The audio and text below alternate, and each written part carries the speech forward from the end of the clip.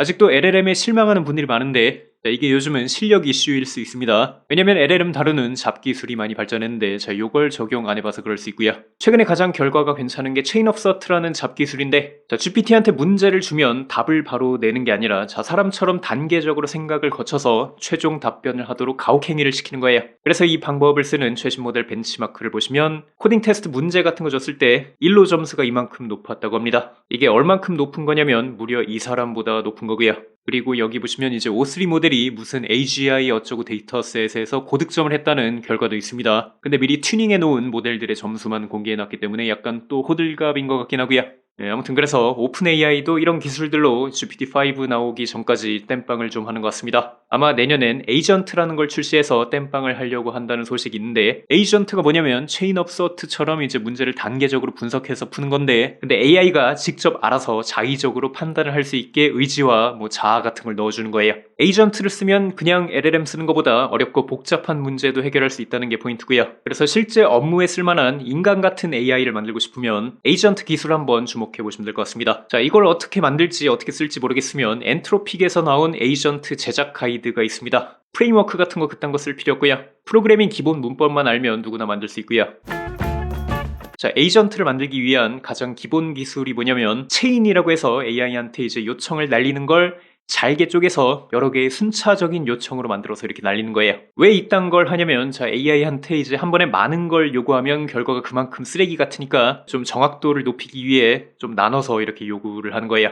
예를 들어 제가 그 애니프사 데이터 수집을 했을 때 가장 귀찮았던 게 뭐냐면 상세 페이지 링크를 수집했는데 그 링크가 깨진 경우가 매우 많았습니다. 그래서 대충 이런 식으로 이제 데이터를 정제하는 알고리즘을 쭉 짜야 됐단 말이에요. 근데 이걸 AI한테 시켜도 이렇게 잘 해줄 것 같습니다. 자, 근데 그러면 문제가 있는데 요구사항이 좀 많으면 AI가 이걸 한 번에 다 못 지켜요. 중간에 뭔가를 빼먹고 그렇습니다. 그럴 땐 AI한테 요청을 한 번만 날리는 게 아니라 차례로 여러 번 이렇게 날리시면 되는 거예요.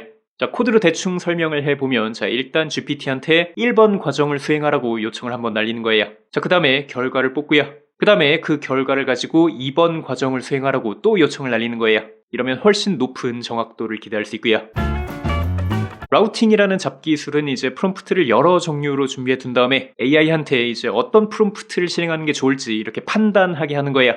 예를 들자면 고객 상담 같은 걸 해야 되는데 이렇게 고객 문의가 들어오면 관련 부서에서 이렇게 답변하는 것처럼 이렇게 답변해주고 그래야 한다고 칩시다. 자, 이걸 AI한테 시키려면 어떻게 해요?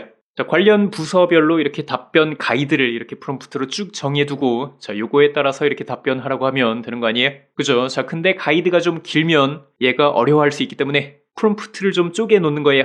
자, 그 다음에 고객 문의가 들어오면 AI한테 이렇게 요청을 날려서 어떤 부서에 답변을 이렇게 요구하면 좋을지 이렇게 구분하라고 시키는 거예요. 한 단어로 이렇게 답변하라고 하면 될 것 같고요. 자, 그 다음에 답변이 운영팀 이런 거다. 자, 그러면 운영팀 프롬프트를 이렇게 택해서 이렇게 API 요청을 날리는 거예요. 네, 아무튼 이런 식으로 AI한테 판단을 맡겨서 원하는 길로 이렇게 가게 유도를 하는 거예요. 패러렐라이제이션이라고 요청을 동시에 날리는 것도 가능합니다. 자, 내가 다양한 시각에서의 글을 막 이렇게 작성을 해야 되면 이런 것들을 한 번에 작성하라고 하는 것보다 이제 각각 별도의 요청을 날려서 이렇게 가져온 다음에 그걸 짜깁기 하는 식으로 이렇게 코드를 짜는 게 훨씬 결과가 좋다고 하고요.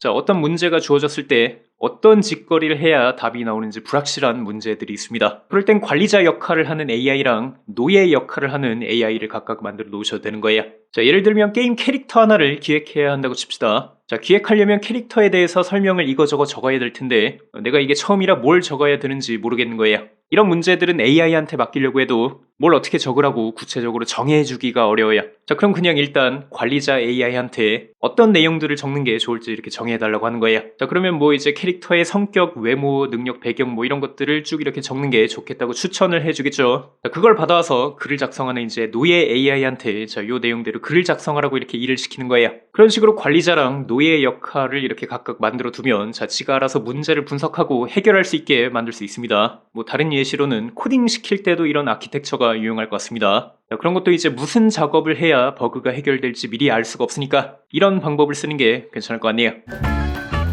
AI가 다른 AI한테 계속 피드백을 줘서 퀄리티를 높이는 방식도 있습니다. 예를 들어 영한 번역이 필요해서 요걸 AI한테 이렇게 대충 하라고 시키면 결과가 쓰레기 같을 수 있는데 이게 싫으면 명확한 기준을 이렇게 먼저 정하는 거예요. 그다음에 이걸 잘 지키는지 이렇게 판단하는 이밸류에이터 AI를 만들고요. 그래서 이 기준에 부합하면 패스, 그다음에 이 기준에 부합하지 않으면 페일을 베타라고 해 놓습니다. 자, 그래서 이제 번역 결과를 여기다 이렇게 보낸 다음에 자, 이게 패스가 될 때까지 계속 이렇게 번역을 뺑뺑이 돌리는 거예요. 자, 그런 식으로 하셔도 이제 혼자 판단하고 생각하는 AI 같은 걸 만들 수가 있습니다. 근데 이런 건 명확한 성공 기준이 있는 문제들에 쓰는 게 좋은 것 같습니다. 이제 이런 기술을 바탕으로 이제 이런 기능들을 하나둘씩 집어넣기 시작하면 사람처럼 다양한 작업을 할 수 있는 에이전트가 완성이 됩니다. 아니면 AI가 직접 컴퓨터 자원을 쓰게 하는 방법도 있긴 합니다. 근데 안정성이 좀 떨어질 수 있고 보안 이슈도 있는 것 같습니다.